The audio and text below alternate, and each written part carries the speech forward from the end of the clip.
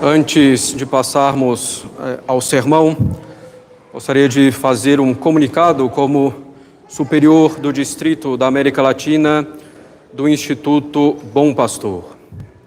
O Instituto Bom Pastor é uma sociedade de vida apostólica de direito pontifício.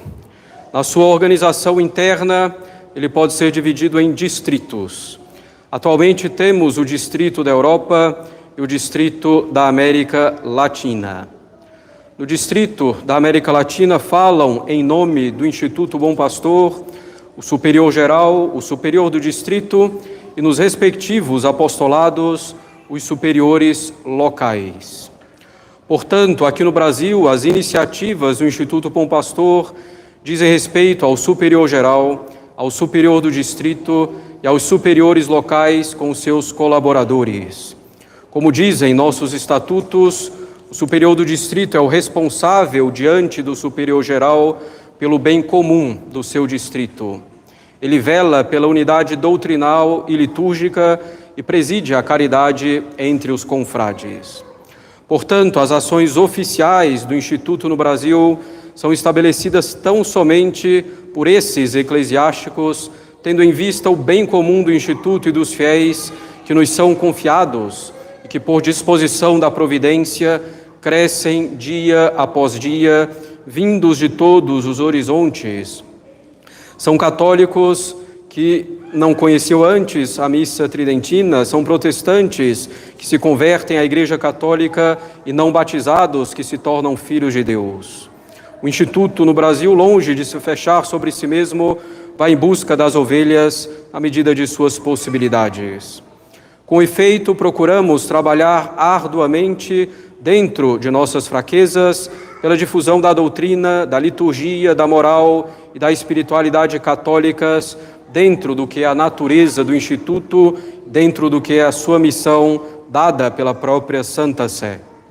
De modo particular, não favorecemos erros para evitar erros maiores, nem favorecemos erros para alcançar bens. O erro não tem direitos. O erro pode ser tolerado quando dessa tolerância vierem bens maiores, mas o erro jamais pode ser favorecido e promovido como um bem, ainda que seja considerado um bem intermediário ou um passo intermediário. Na prática, o Instituto Bom Pastor no Brasil não apoia grupos, movimentos, associações, centros, fóruns, congressos, centros de estudos ou ainda congregações de leigos, confrarias ou comunidades de vida, etc. O Instituto apoia as iniciativas que estão em relação direta com o seu apostolado em cada localidade e, quando isso ocorre, é de conhecimento dos fiéis. Achamos por bem fazer tal comunicado para evitar qualquer confusão nesse âmbito e para não vermos o nome do Instituto ligado a iniciativas que lhe são alheias de uma maneira ou de outra.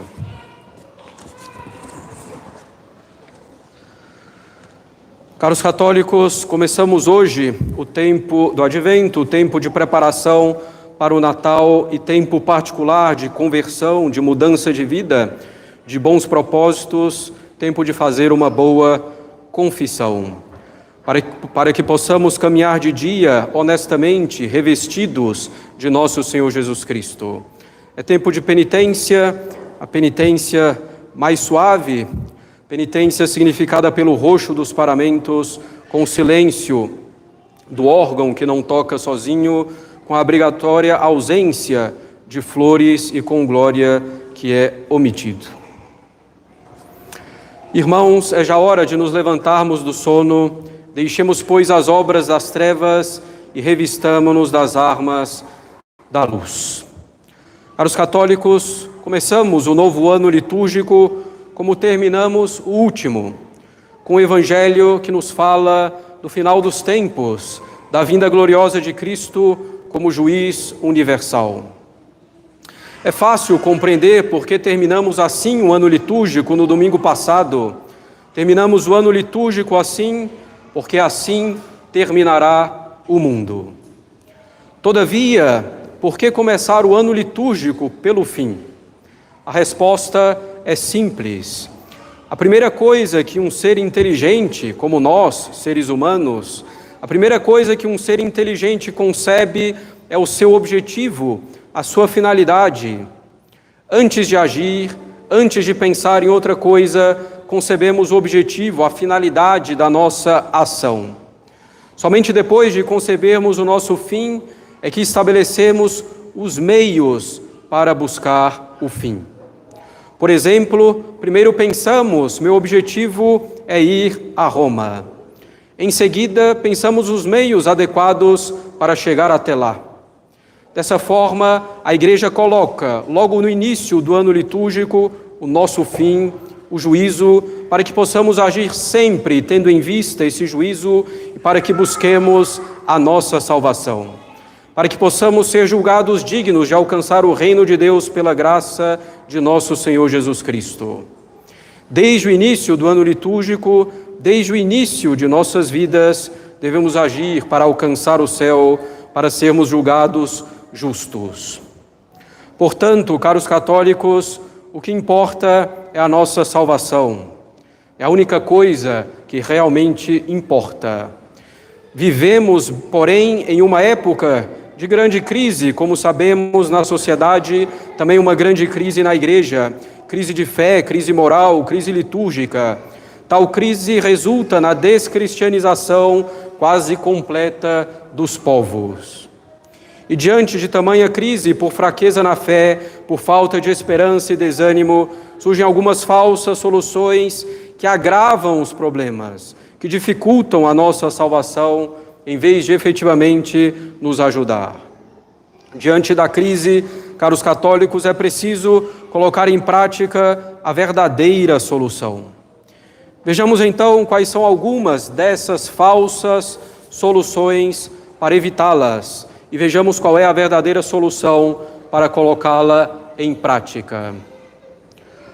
Uma primeira falsa solução de que podemos falar é falsa porque vai contra a fé. Ela consiste a aderir em falsas revelações, a revelações não aprovadas pela Igreja. Muitas dessas aparições são contrárias à fé, inclusive, propondo, por exemplo, a igualdade entre todas as religiões. Algumas outras são também cismáticas, negando que o Papa Francisco seja efetivamente o Papa, ou então falando da nomeação direta de um novo Papa em substituição àquele que se encontra no Vaticano. Algumas outras aparições são simplesmente bobas, sem substância, sem pé nem cabeça. Diante da crise, a fé pode começar a fraquejar. E a pessoa que recorre a fenômenos extraordinários, a soluções instantâneas, a falsos profetas, efetivamente vai demonstrando uma fraqueza na fé. Muitas dessas falsas aparições têm um certo caráter conservador, com uma liturgia mais digna, com uma moral mais séria, ou com uma doutrina um pouco mais correta. Muitas dessas aparições falam do fim do mundo constantemente, ou da nova ordem mundial, de algum segredo, de algum grande castigo, e assim por diante. Muitas delas são verdadeiramente apelativas. Porém, como já sabemos, nem tudo o que é conservador é bom. Não pode ser uma verdadeira solução aquela que se opõe à fé ou que a fragiliza no fundo. Além dessas falsas aparições, pode haver também pretensas locuções, visões e coisas do gênero. Ainda também o problema de absolutizar ou interpretar a seu próprio modo e com a sua própria autoridade revelações reconhecidas pela Igreja. Então essa primeira falsa solução são as falsas aparições ou os falsos profetas que existem e são muitos em nossos dias, desviando a nossa atenção do que realmente interessa, que é a nossa santificação. A segunda falsa solução diante dos males, ou uma segunda falsa solução diante dos males, consiste em uma atenção excessiva ao mal, justamente. Passa-se então a estudar e a considerar unicamente o demônio e sua ação no mundo, passa-se a considerar as sociedades secretas e sua atuação, as conspirações, etc. Ou então passa-se a aguardar o fim do mundo como iminente, passa-se a se preocupar excessivamente para saber se estamos no fim dos tempos ou não. Passa-se a se preocupar excessivamente com os castigos que virão, ou com o vírus, ou com a vacina, e as pessoas podem realmente se tornar obsessivas com esses assuntos. E tomando por verdade aquilo em que ela quer acreditar, achando que realmente tem provas definitivas de tudo. O ser humano é capaz de acreditar em qualquer coisa, se ele quiser acreditar, mesmo sem fundamentos, mesmo sem argumentos. É evidente, caros católicos, que é necessário conhecer o demônio e sua ação para nos defendermos e não cairmos em tentação. É evidente que é necessário conhecer a atuação da maçonaria na história e sua condenação constante pelos papas até os dias de hoje, dada a incompatibilidade total de princípios entre a Igreja e essas sociedades secretas. É evidente que é bom conhecer os sinais dos fins do tempo, embora não possamos saber se esses sinais anunciam o fim dos tempos ou se são uma mera prefiguração do fim dos tempos. Pois nosso Senhor diz que ninguém sabe a hora em que Ele virá. Todavia, caros católicos, embora seja bom conhecer tudo isso, não podemos nos limitar a isso, pois claramente não é o mais importante. O mais importante é a união com o nosso Senhor Jesus Cristo.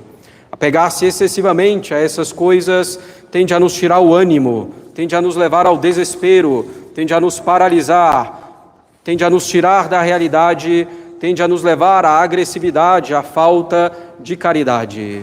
Torna a vida um peso.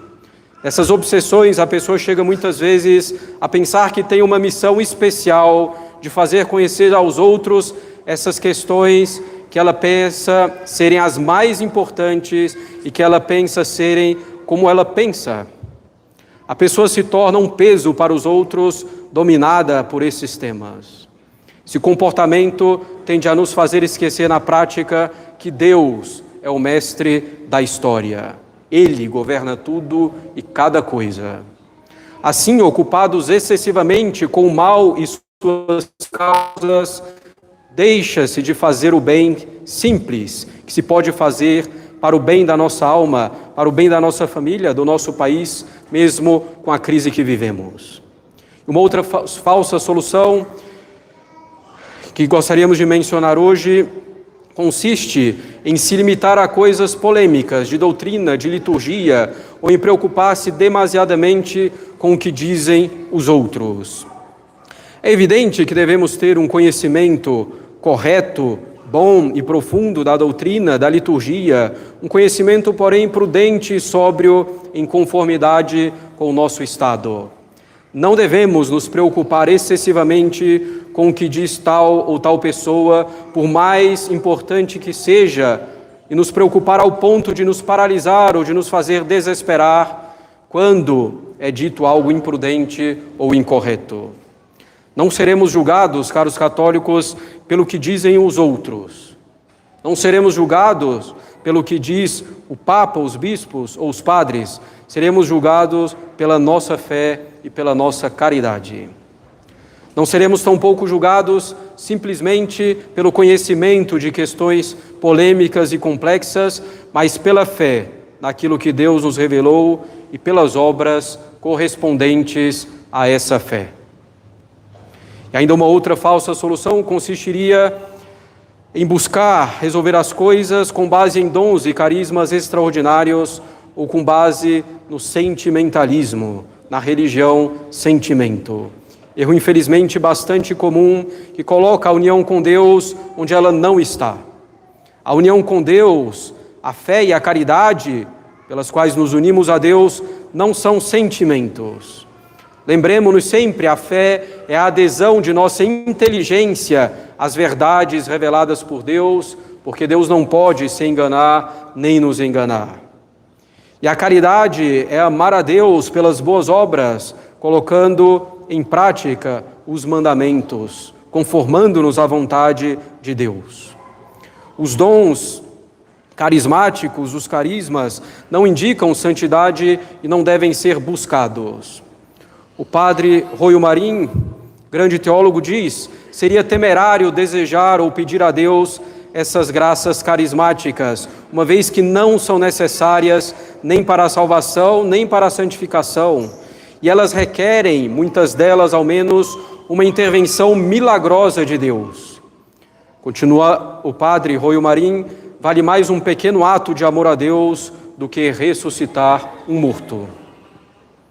E como não se deve desejar ou buscar esse tipo de graças, o resultado, diz o padre Jordan Ullman, pode ser esse: uma pessoa pode ficar sob o poder do demônio em razão de um desejo descontrolado de experimentar fenômenos místicos, extraordinários ou graças carismáticas. Portanto, o sentimentalismo ou a busca por dons extraordinários é também uma falsa solução.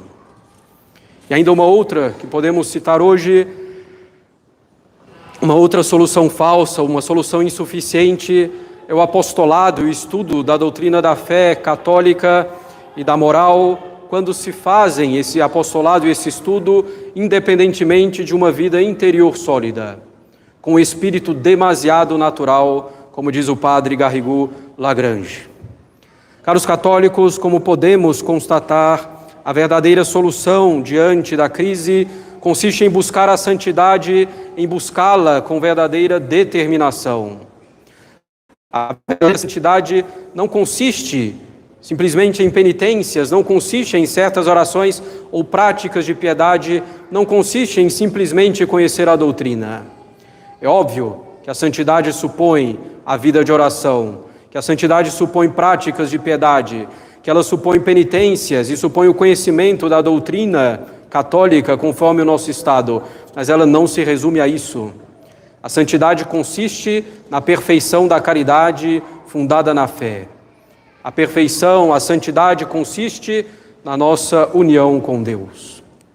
Resumidamente, caros católicos, essa santidade consiste, de um lado, na negação de nossa vontade própria.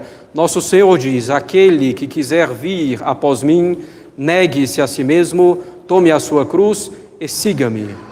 E no Pai Nosso rezamos: seja feita a vossa vontade. Trata-se, portanto, de conformar inteiramente nossa vontade com a vontade de Deus infinitamente bom. Além da negação de si mesmo, a santidade consiste, por outro lado, também em um espírito de oração, de união constante com Deus, que só pode vir profundamente da oração mental, quer dizer, da meditação católica.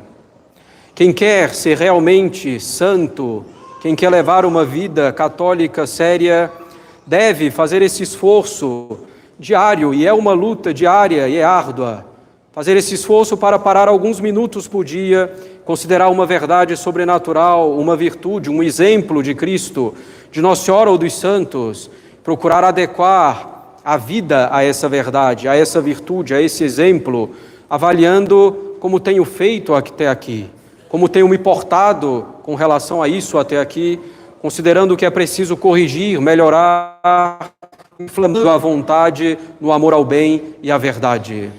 Procurando tomar uma resolução simples, em conformidade com aquilo que foi meditado e pedindo a ajuda de Nosso Senhor, de Nossa Senhora, para que eu possa cumprir. A meditação católica, que não é yoga nem meditação transcendental, esse tipo de prática que nega a razão e busca, no fundo, a ausência de qualquer desejo.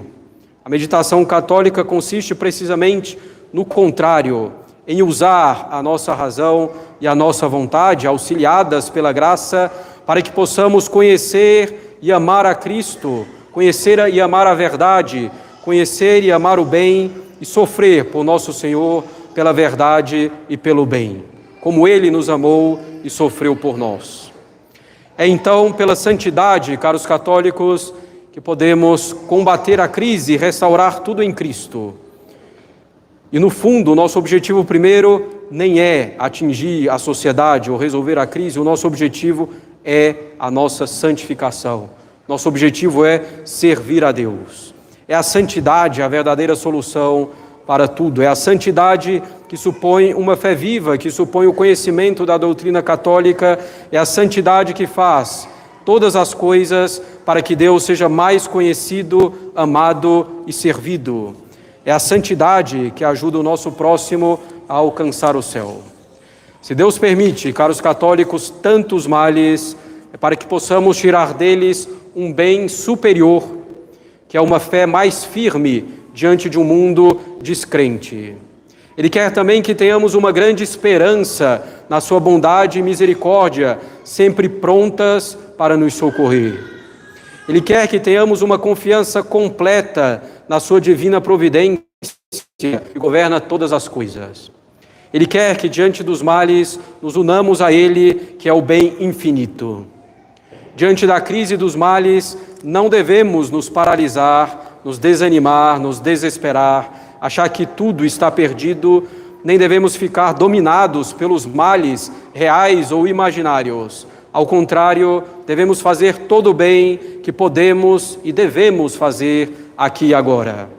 Devemos fazer todo esse bem com entusiasmo e alegria, sem nos deixar abater. Já é hora de nos levantarmos do sono, como diz São Paulo. Nosso exemplo nesse tempo do Advento, que é extremamente mariano, deve ser Nossa Senhora, inabalável durante a paixão e morte de Cristo, aguardando com fé viva e esperança firme a ressurreição. Nossa Senhora, que não se preocupou em perscrutar toda a conspiração que foi feita com Nosso Senhor, não se perdeu nisso. Viu os fatos claros diante de seus olhos, com espírito verdadeiramente sobrenatural, e seguia a vontade de Deus. Nesse tempo de paixão da Igreja, devemos nos manter firmes na fé, na esperança, na caridade, sabendo que a verdadeira solução é a santidade e tudo o que decorre dela. Busquemos, então, caros católicos, essa verdadeira solução, que é a luta constante pela santidade. Em nome do Pai, do Filho e do Espírito Santo. Amém.